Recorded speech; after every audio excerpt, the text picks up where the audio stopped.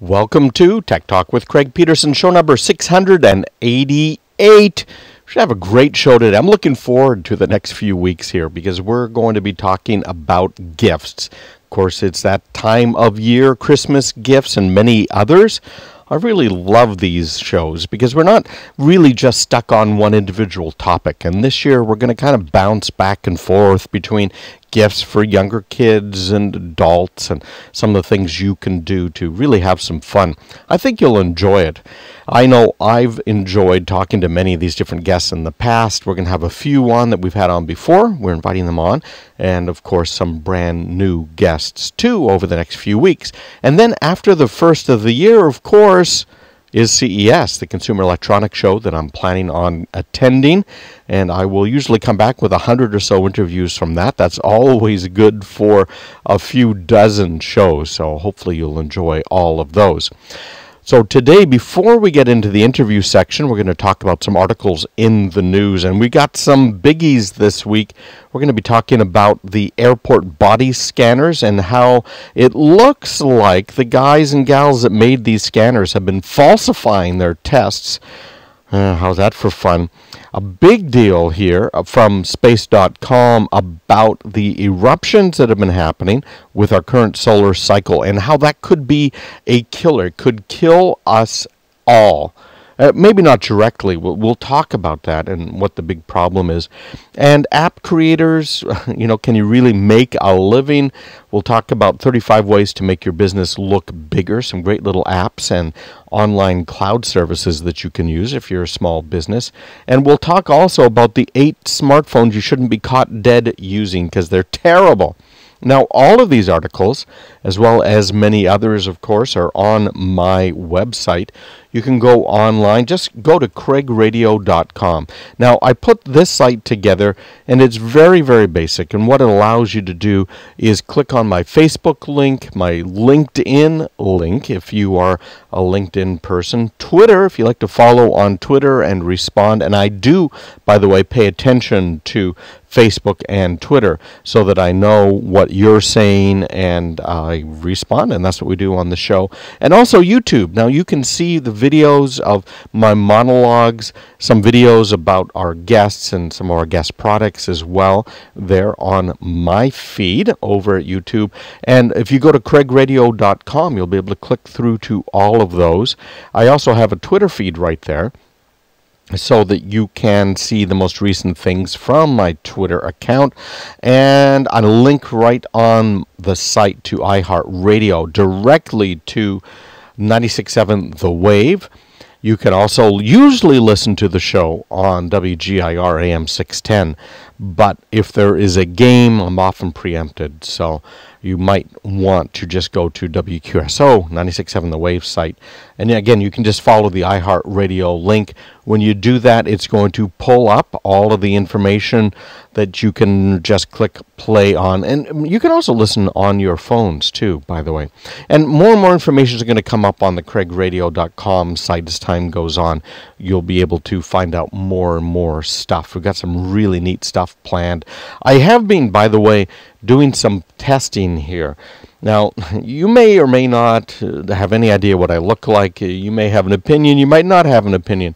But have a look at the YouTube site and let me know what you think here. I've been growing a little bit of a beard, trying to see, what's this like? Is it good? Is it bad? And it's still very, very scruffy. I don't think I should get it to go too long.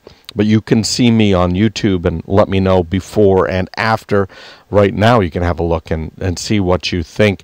And I'm thinking I'm going to grow it kind of like, the James Bond character in the latest Bond movie there in Skyfall. Let it get a little scruffy and have a little scruffiness in my life. I don't know.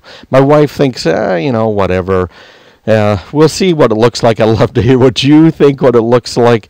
Some of my kids think it, Dad, you need to shave. But, yeah, what the heck. It's almost time here for Christmas, so We'll see. We'll see what happens for the Christmas photos, right, that we all have every year. So coming up on today's show, we're going to be talking a little bit here about Gummy Bear. You might have heard that video went quite viral. They've got some new stuff coming out. My granddaughter just loves that thing. We're going to talk about some hands-on throttles from Thrustmaster. The Toy Insider is going to join us today, talking about some of the latest toys, PC World, some of the top gifts that are out there. We're going to be joined by Small Dog Electronics, and today specifically we're going to talk about tablets as a gift, and of course most specifically about Apple tablets as a gift. Batter Blaster is going to join us today. Idea Paint, boy, I want some of this stuff. We're going to talk with them about how you can paint a wall, a room, just a portion of a wall, and turn it into a whiteboard. How's that for cool? BioPosture is going to join us. Get Maine Lobster. Well, that's kind of cool. We have an author here. Her name is Jamie Freveletti, there you go. And she's going to talk about what she's been doing. If you are a fan of Ludlum, the Bourne series, she's actually written some new Bourne books under the Bourne title as well. She wrote them in the style of Robert Ludlum, who's been, he passed away, I think, 11 years. He's been dead for a while now. So we're going to talk with her about her newest book called Dead Asleep. We're also going to talk about Grand Camp, if you are a grandma or grandpa, where you can bring your grandchild, and both of you guys will have a great time. And we'll also talk about the dangers of the button batteries with Energizer today. These are the little batteries. You might want to call them hearing aid batteries. A lot of people have called them that over the years. But how they're very dangerous for young kids that might end up swallowing them. So let's get into some of these articles in the news this week. You're listening to Tech Talk with Craig Peterson, and of course today's show is all about gifts and gift giving. This first one, and by the way, all of these articles, I should point out here, because people are always asking me, well, what's the link to the article? Could you post a link to it? All of them are posted. And I usually post them a couple of days before the radio show here. And they are all on Twitter and on Facebook, every last one of them. So if you go to craigradio.com, you can just click on the Twitter link or click on the Facebook link, whatever it is you use, and you can go back and see the links to the articles. And life will be good. And we're also going to be putting together an email list too, so you get little summaries of what's in the news and what we talk about here on the radio show. So, kind of stand by for that. And craigradio.com is where you'll find those links. So this first one here, maker of airport body scanners suspected of falsifying software tests. This is from Wired.com. Now, how does this make you feel? I know I hate these things. I think it's way too intrusive. I think there's much better ways to do screening than to make us all have x-rays taken. Some of these backscatter devices are reportedly very dangerous. They can cause cancer on various skin cells. It's bad news. So a company that supplies controversial passenger screening machines for U.S. airports is under suspicion for possibly manipulating tests on privacy software designed to prevent the machines from producing graphic body images. Now again, if you click on the link to the article, you will see that, or if you watch this on YouTube, you will see it right there. Now this is showing the picture that's very rather detailed actually of a woman who's having a body scan. You probably saw in the background there in the video too, one of my kids coming in as I'm recording. And then on the other side, on the left-hand side, you will see a picture of supposedly the private version of this particular software. So you'll see this and you'll kind of get upset here when you find out that the Transport Security Administration sent a letter November 9th to the parent company of Rapiscan, the maker of backscatter machines, requesting information about the testing of the software to determine if there was malfeasance. The whole idea behind the machines, of course, is to protect us, supposedly, right, from objects that might be concealed under people's clothes. Frankly, I think much of this is just to make some money for the people that make these machines.